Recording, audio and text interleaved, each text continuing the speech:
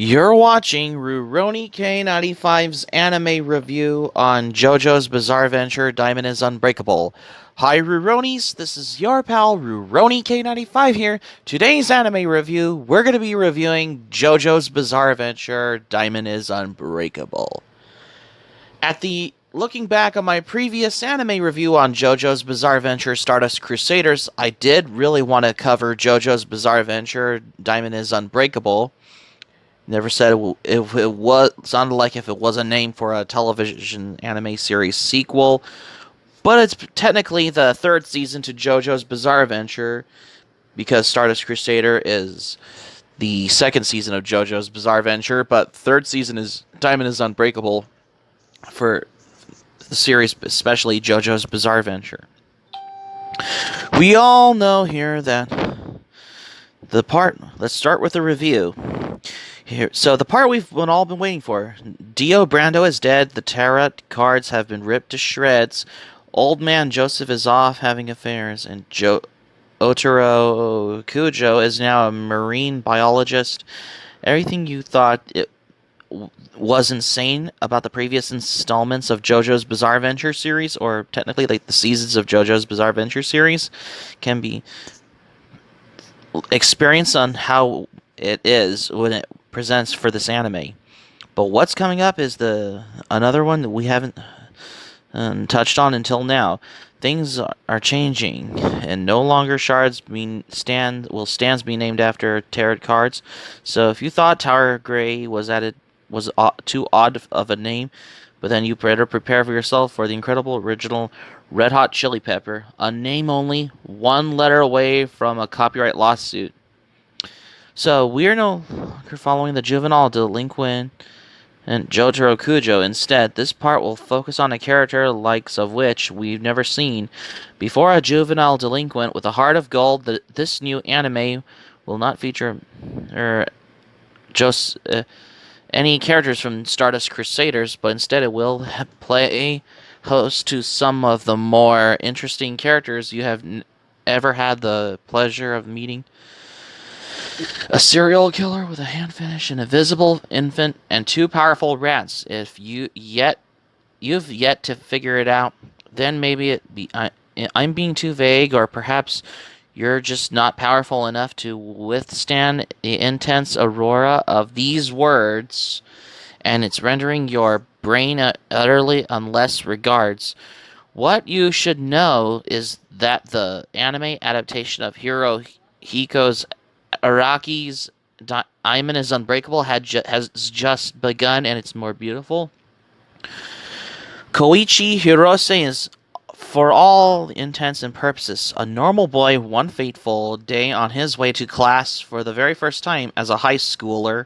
He runs into an interesting duo of men, which happens to be an older but younger looking Jotaro Kujo, and the other his youthful uncle. Soon after a literally run-in with Mr. Kujo's manhood, Koichi,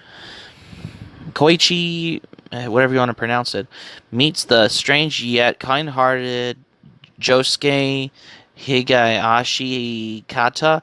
The man Jotaro Kujo has traveled to Morioh town to meet.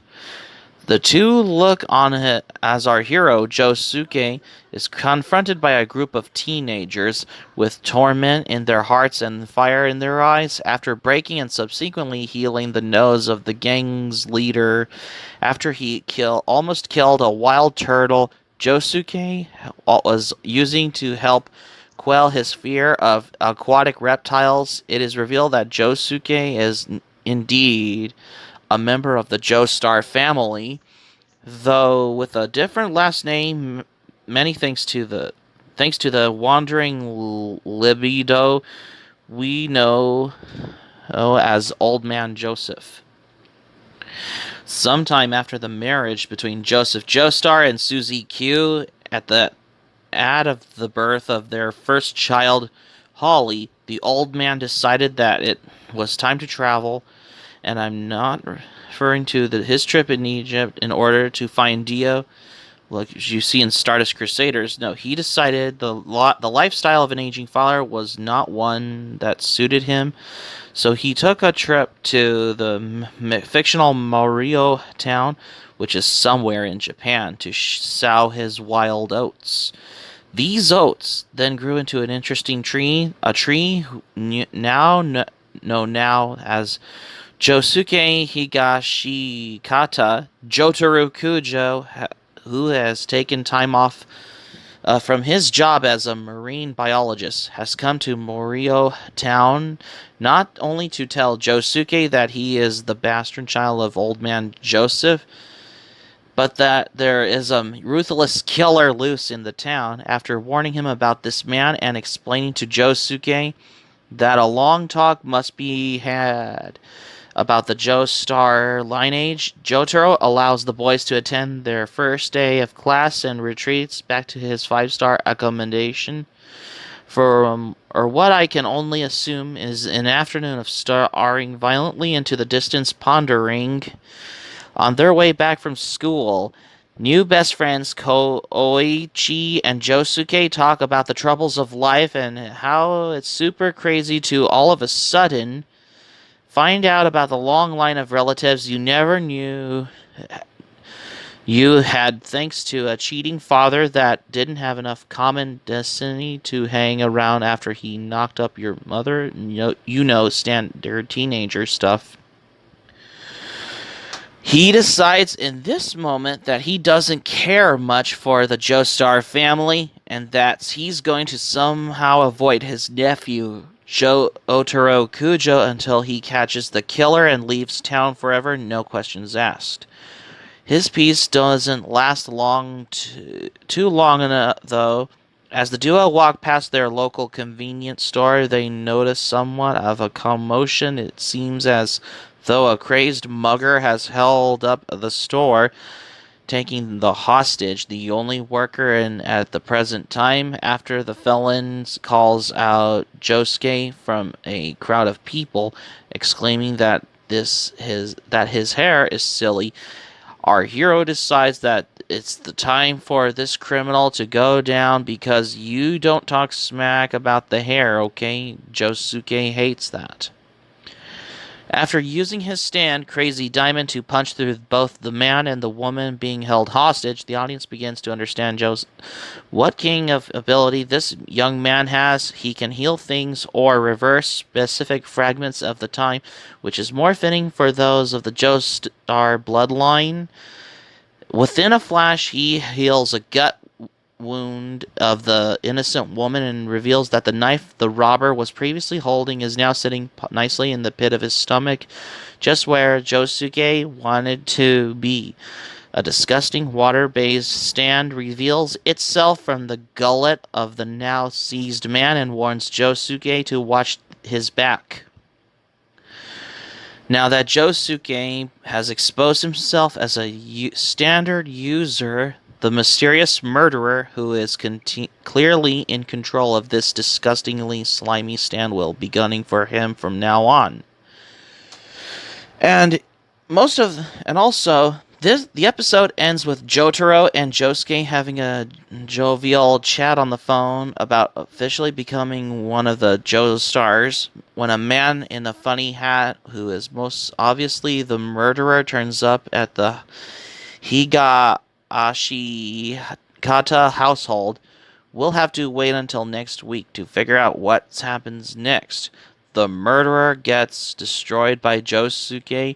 That's what happens next, despite what the episode wants you to believe. This is not the murderer who serves as the bad guy to the series. It's more a second, less frightening murderer. Don't get it twisted. So this already sounds a little too outrageous. Well, it is called JoJo's Bizarre Adventure. So if you're expecting a more tame take on the world of JoJo's Bizarre Adventure, then if you're watching the right anime series within a single episode, Diamond is Unbreakable has shown the audience that whatever footing is in reality that the last JoJo's Bizarre Adventure storyline has now been lifted, and this arc will take place entirely in the realm of the pure insanity. Well, it's just particularly how it is of how it goes for JoJo's Bizarre Adventure storyline or every season part. Diamond is Unbreakable leans heavily into the fact that JoJo's Bizarre Adventure is loved because of how outlandish it is. The fact that Josuke will only fight when his hair is insulted, despite being such a tiny example, and is exactly the reason people adore JoJo's Bizarre Adventure and Diamond is Unbreakable, is being set up to be eccentric and extravagant as it could possibly be. And I think that it's a fantastic thing. The only lacking when it comes to Stardust Crusaders was that it still had the remnants of sanity. Well, that sanity is all but dried up in the Diamond is Unbreakable, and that's the best route that the series could have taken.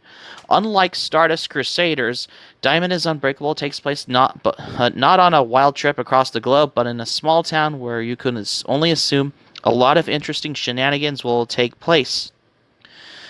Because I love a series that has a clear definition of location and making the environment something of a character itself, and the Diamond is Unbreakable absolutely has what it takes to develop something of that kind. It was also a great deal darker than its predecessors, while Dio spent most of his time killing, and I assume, what do you expect for him having sex? Well, most unwillingly men and women. Yes, because it was never brought to light, and apart from the innocents he killed over time, nothing compares to the story revolving around a serial killer located in a small town. It's essentially an old horror film, and yet it has all the charm of the shonen story, because the point is particularly Joseph of how you expect. The point applies that just people like others who overarching juvenile delinquent theme.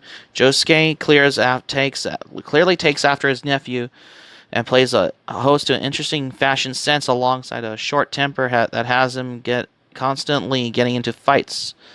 If you ever if you ever watched JoJo's Bizarre Adventure, Diamond is Unbreakable, because the way I've experienced with this anime, because this is the first time I have watched JoJo's Bizarre Adventure, Diamond is Unbreakable, because because it has the newer characters in like Josuke, I mean, whatever.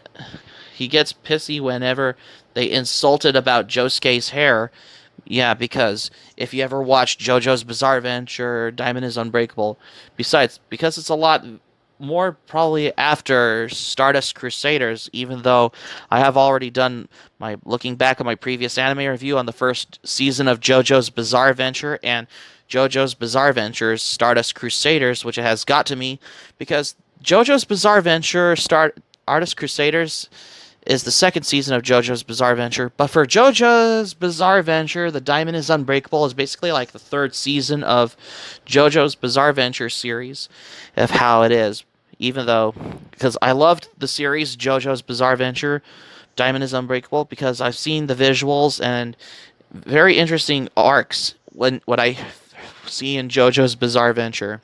If you ever watched the series, that's why. So that's going to be it for my anime review on JoJo's Bizarre Adventure, Diamond is Unbreakable for today. Thank you for watching, but before we go, here's my thoughts about it. This is the first time I get to do an anime review on JoJo's Bizarre Adventure, Diamond is Unbreakable, because I have already looked back at my previous anime review on JoJo's Bizarre Adventures, Stardust Crusaders, which it has got to me because it was so true, because I've wanted to cover, but one of these days in the future, I will cover JoJo's Bizarre Adventure, Golden Wind at one point, I guess. Hope subscribe for content, my Anime Planet, link in the description down below in this video. Be sure to give this video a thumbs up by clicking the like button on this video. Be sure to share this video on Twitter and Facebook and all social media. Be sure to subscribe to my channel, RurouniK95. Feel free to join my channel if you're new to my channel. Click on my notifications bell button. Check out my videos that I'm previously uploading as well. And that's all I have to say. So keep it otaku for today's anime review on JoJo's Bizarre Adventure, Diamond is Unbreakable. I will be covering JoJo's Bizarre Adventure Golden Wind for the future anime reviews for the most part, I guess, at one point. And also got, for one more thing, for more surprises. Stay tuned for my next anime review on Golgo 13, The Professional, I'll see you there for the next anime review on Golgo 13 the Professional, because you won't want to miss it.